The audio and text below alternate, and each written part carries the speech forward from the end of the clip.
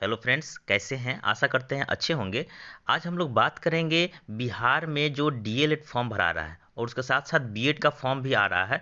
तो ये कब से बीएड का फॉर्म आ रहा है और डीएलएड फॉर्म कब तक भराएगा, यानी डीएलएड फॉर्म कब से कब तक ले इसका फॉर्म चलेगा, इसमें हम लोग बात करेंगे। साथ साथ ये भी बात करेंगे कि बीएड और डीएलएड ये दोनों में क्या करना चाहिए और क्या नहीं करना चाहिए। तो दोस्तों इसमें डिस्कस करेंगे। इसके साथ साथ हम लोग देखेंगे कि फॉर्म भरने से पहले पूरी जानकारी, यानी डीएलएड में क्या क्वालिफिकेशन लगेगा, बीएड में क्या क्वालिफिकेशन लगेगा और डीएलएड जो है कितने साल का होता है, बीएड कितने साल का होता है, इन सारी बातों को हम लोग डिस्कस करने वाले हैं। तो दोस्तों अगर आप मेरे चैनल पर नए आए हैं तो प्लीज़ सब्सक्राइब करके बेल आइकन को जरूर दबा दें, ताकि मैं जो भी अपडेट लाऊं जॉब से रिगार्डिंग आप तक पहुंचता रहे। तो चलिए हम लोग फुली डिस्कशन उस पर करते हैं। तो दोस्तों बीएड और डीएलएड ये दोनों का अंतर जब हम देखेंगे तो इसमें क्लियर होने वाला है कि बीएड और डीएलएड में कौन अच्छा है और बीएड भरने से क्या फ़ायदे होने चाहिए और डीएलएड भरने से क्या फ़ायदे होने चाहिए, ये दोनों डिस्कस हम लोग करेंगे। तो दोस्तों देखिए, यहाँ पे सबसे पहले हमने डीएलएड का जो है यहाँ पे कॉन्फ़िगरेशन बैठाया और डीएलएड का बीएड का, यहाँ पे डीएलएड को और बीएड को कॉम्बिनेशन करके हम अब चेक करेंगे कि क्या अच्छा है। जैसे देखिए यहाँ पे पोस्ट डीएलएड का 30,000 समथिंग आया हुआ है, यानी प्लस है। उसमें अगर टोटल पोस्ट बीएड की बात करें तो इसमें 37,500 पोस्ट होते हैं, यानी प्रत्येक ईयर्स जो इतना ही पोस्ट लगभग आता है। योग्यता की बात करें डीएलएड में, तो डीएलएड में आपको 10+2 होना चाहिए। उसमें आपको मिनिमम 50% मार्क्स होना नेसेसरी है, वो भी जनरल के लिए। 5% का छूट जो होता है एससी एसटी के लिए मिलता है, यानी 45% मार्क्स होना चाहिए एससी एसटी का। उसमें अगर बात करें योग्यता में बीएड की बात करें तो बीएड में आपको ग्रेजुएशन होता है मिनिमम क्वालिफिकेशन, इसमें भी वही क्राइटेरिया है, यानी 50% मार्क्स आपको चाहिए, जनरल हो या ओबीसी हो। और उसमें एससी एसटी की बात करें तो उनके लिए आपको 5% का छूट इसमें भी मिलता है।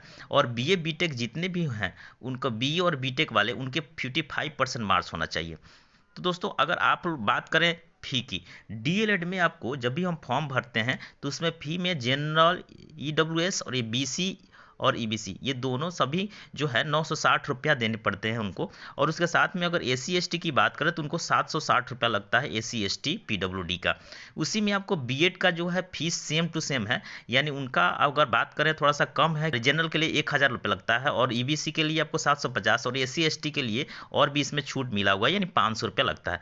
तो दोस्तों अगर हम एज लिमिट की बात करें, यानी एज कितनी होनी चाहिए मैक्सिमम और मिनिमम कितनी होना चाहिए, तो देखिए बीएड या डीएलएड, डीएलएड में आपको एज का लिमिटेशन यानी 70 ईयर्स मिनिमम होना चाहिए। और मैक्सिमम की बात करें तो मैक्सिमम का कोई क्राइटेरिया नहीं रखा हुआ है। अप्लाई डेट आपको पता होना चाहिए कि कब से कब तक हो रहा है डीएलएड का अप्लाई डेट आपको पता है कि 2 फरवरी से स्टार्ट है। तो दोस्तों 2 फरवरी से लेकर के और 15 फरवरी तक इसका सिर्फ एग्ज़ाम यानी का फॉर्म भराएगा। तो आप जल्दी इस फॉर्म को भर दें, क्योंकि इसमें इसका डेट जो है ख़त्म होने वाला है। ठीक उसी प्रकार हम बीएड की डेट की बात करें तो आपको पता होना चाहिए ये मई में, यानी अप्रैल से लेकर के मई में आपको इसका डेट दिया जाएगा। ये हो सकता है कि मार्च में भी आ जाए, इसलिए आप अगर मेरे चैनल को अपडेट रखते हैं तो डेफिनेटली हम आपको ये नोटिफिकेशन आपको बता देंगे। दोस्तों अगर सिलेबस की बात करें तो सिलेबस में आपको पता होना चाहिए कि डीएलएड में आपको 120 क्वेश्चन आपको रहेंगे और उसमें मार्क्स 120 होगा, यानी प्रत्येक क्वेश्चन पर प्रत्येक नंबर का जो है मार्क्स रहेगा। और इसमें टाइमिंग की बात करें तो 2.5 घंटे का एग्जाम लिया जाएगा आपसे। और इसमें निगेटिव मार्किंग नहीं है, जैसे आपको सिलेबस देखें हमको बीएड का, तो बीएड में भी निगेटिव मार्किंग नहीं है दोस्तों। और इसमें देखिए, इसमें भी जनरल हिंदी रहता है 25 मार्क्स का, उसमें भी जनरल आपको हिंदी रहेगा 15 मार्क्स का। लेकिन इसमें जनरल हिंदी के साथ साथ संस्कृत भी रह सकता है और इसके साथ साथ आपको उर्दू भी रह सकता है। तो आप पर डिपेंड करता है कि आप किस लैंग्वेज में आप एग्जाम देना चाहते हैं। इस 25 नंबर की बात कर रहे हैं। और इसमें ये सबके लिए मैथ्स 25 नंबर का रहेगा, साइंस भी 20 नंबर के रहेंगे और जीके जीएस की बात करें तो उसमें भी 20 नंबर के रहेंगे डीएलएड में। जनरल इंग्लिश की बात करें तो आपको 20 क्वेश्चन रहेंगे, यानी 20 नंबर के। और रीजनिंग भी आपको 10 नंबर का इसमें कांस्टेंट रखा हुआ है। चलिए हम लोग डीएलएड की बात करें, सॉरी बीएड की, डीएलएड तो हो गया, बीएड की बात करें तो बीएड में आपको एक नंबर पता होना चाहिए, आपको संस्कृत भी होगा, साथ साथ संस्कृत के साथ साथ उर्दू भी हो सकता है। तो इस तरह से आपको जो है 15 क्वेश्चन जो रहेंगे आपका, वो जनरली आपको इंग्लिश और हिंदी के भी अलग अलग रहेंगे।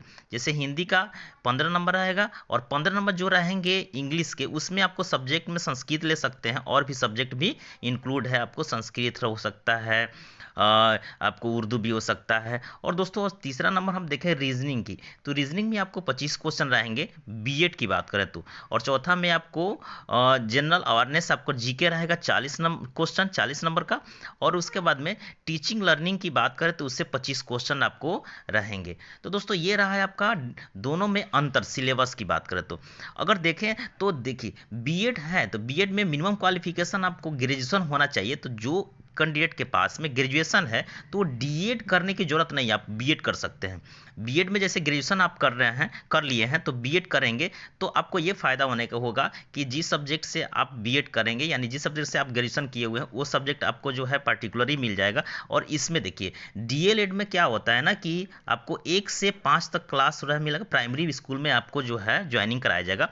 और इसमें डीएलएड की बात करें तो, और बीएड में क्या होता है इसमें आपको 5 यानी 6 to 8 या 9 to 10 मिलेगा, यानी दो आपको स्कूल मिलेंगे जिसमें आपको मिडिल स्कूल हो सकता है या हाई स्कूल हो सकता है। तो मिडिल स्कूल की बात करें तो आपको 6 to 8 मिलेंगे, और उसमें अगर हाई स्कूल की बात करें तो 9 to 10 मिलेंगे। तो दोस्तों अगर आप बीएड किए हुए हैं तो बीएड में आपको दो दो ऑप्शन है, मिडिल स्कूल का भी भर सकते हैं और उसका हाई स्कूल का भी 10+2 का भी भर सकते हैं बीएड किए हैं तो, यानी 10+2 भी आपको इसमें इंक्लूड रहेगा।